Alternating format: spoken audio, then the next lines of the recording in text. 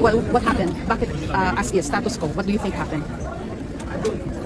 Kaya ang ugong over the weekend. First, only to God's grace. Okay, so the 2 weeks na binubuo ito and they were asking me, na-expect na yung ibang pressure. Okay. Pero I have to admit, grabe yung pressure.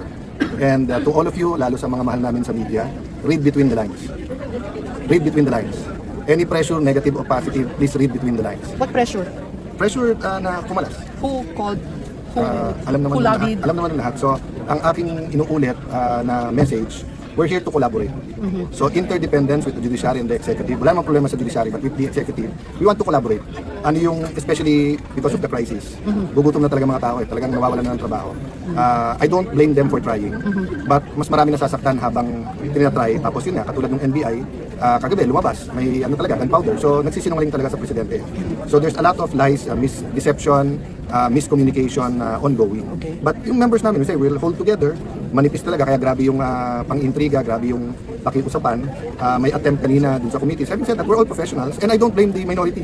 Nung nasa minority kami, gusto rin namin maging majority. Diba? So ang tinutulay ko is that basta dun lang tayo sa tama pare-pareho, we're willing to work with you. Pero yung hahawakan nyo kami sa liig or magdidikta, especially kung papunta tayo sa changing the constitution, medyo malabo kami sumama. How does that feel like? Parang you're walking on eggs. Ganun ba yun? Very thin line. It's what? 13, 11? Yeah, And then yung dalawang the last time I felt like abstain, this yeah? was during the time ng Hello Garcia. Kasi it's just so pure. I mean, I'm not saying lahat ng decision ko ay tama.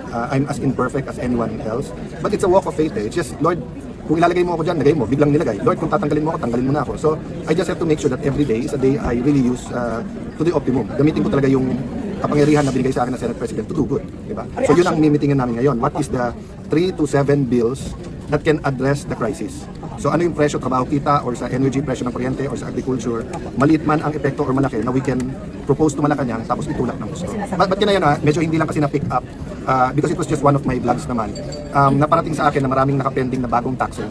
And this is normal sa mga economists. Pagka ganito na may threat ng stagflation, nagmo-move sila for new taxes. Ang sabi ko, we will be open but only if mag-order muna sila ng 10% savings sa buong gobyerno, ipakita muna natin sa tao bago natin singilin ng mas mataas na tax. Dalawa. One, nagsisave tayo, walang luho sa gobyerno. Number two, honest to goodness yung atin anti-corruption.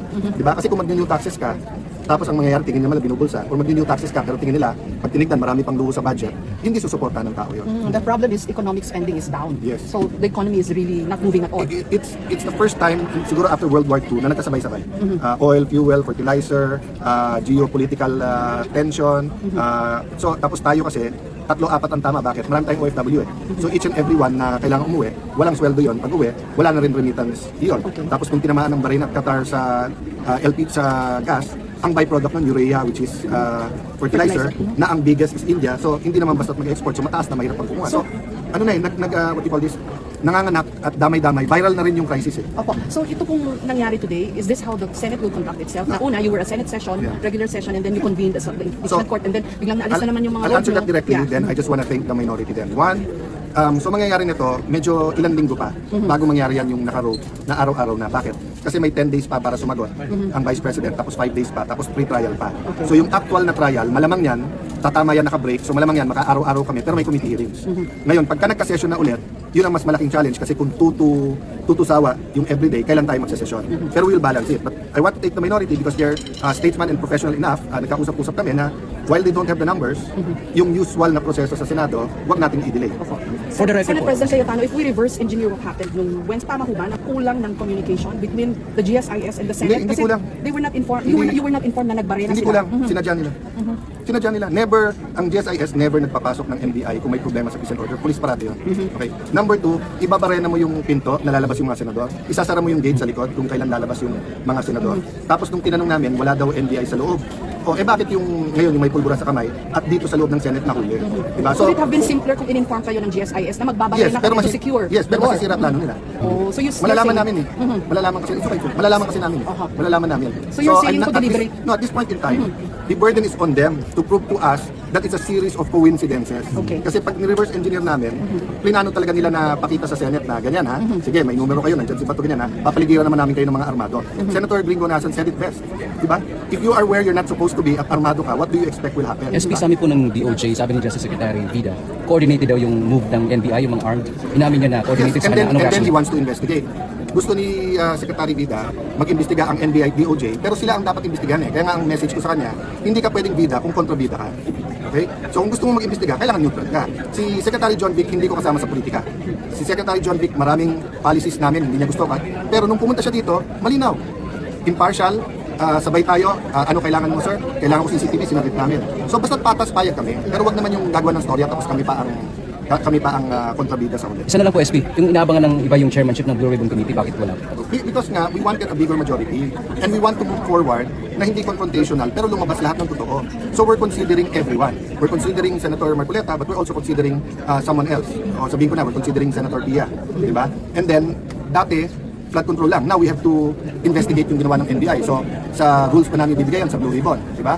So it's getting more complicated because nga of the events last week. Having said that, kung panay ganyan yung issues, kawawa ekonomiya natin, kawawa si Juan de la Cruz. So, Sir, bakit po SP hindi si Senator Marquez sa because all of us agree na sabay-sabay ang problema sa bansa. So, unahin ko muna. Pwedeng device because No. Yung sinabi mong bakit hindi siya. We haven't decided na hindi siya. Kung ang tanong, why are we considering others? Because from the start, nung nilagay nila ako, sinabi nilang lahat, walang magdidemand ng kahit anong committee, mag-usap-usap tayo. So, meron din mga nagsasuggest na we will prioritize the flood control together with other economic and other issues. For example, yung agriculture, yung mga smuggling, etc. na nakakabaksak sa atin. So I haven't talked to them, but all of them, Senator Pia, Senator Marcoleta, all of them said, SP, discuss lang, but we're all open. So that's why we're going to go on caucus ngayon. So it may be, it may not be. So we haven't decided the one to o siya ilagay. So karamihan ang binasa natin today ay yung mga dati na, except for a few. Okay, last question. Ba yung suspension order ng ombudsman? We're going to discuss it. Kasi pupunta after the senators, inimit ko yung bagong SecGen tapos yung legal. Thank you. Thank you. Hindi ba siya lang Wala sa kahit paano, pag sinusugod ka na, hindi ka na makakapaalam. Sa kanya yung decision. Sino po? One point lang ha.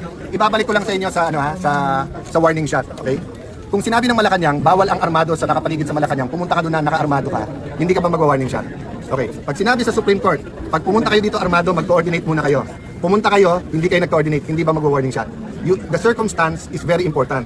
We were on red alert, if I can call it that way, because nung nangyari nung Monday, at buong araw may mga report ng mga armado and deny yung NBI. Okay? So the investigation is ongoing. Pero yung maglabas na ng mga talking heads, yung mga nagsasalita na hindi dapat ng warning shot, napakadelikado. Pati ang PNP ha, yung general na yon, napakadelikado nung sinasabi niya. Parang niyang tinatanggalan ng depensa ang Malacanang at saka ang Supreme Court sa pinagsasabi niya. So ang pakiusap ko, we're being deliberate, we're being prudent. Ingat kayo mga law enforcers kasi yung sinabi nyo, babalik din sa inyo. Yung time na kailangan nyo ng suporta dahil dinidepensa nyo yung bansa, binigay namin. So now na may dumepensa sa Senado, mag-ingat-ingat kahit inuutusan kayo. Okay, thank you.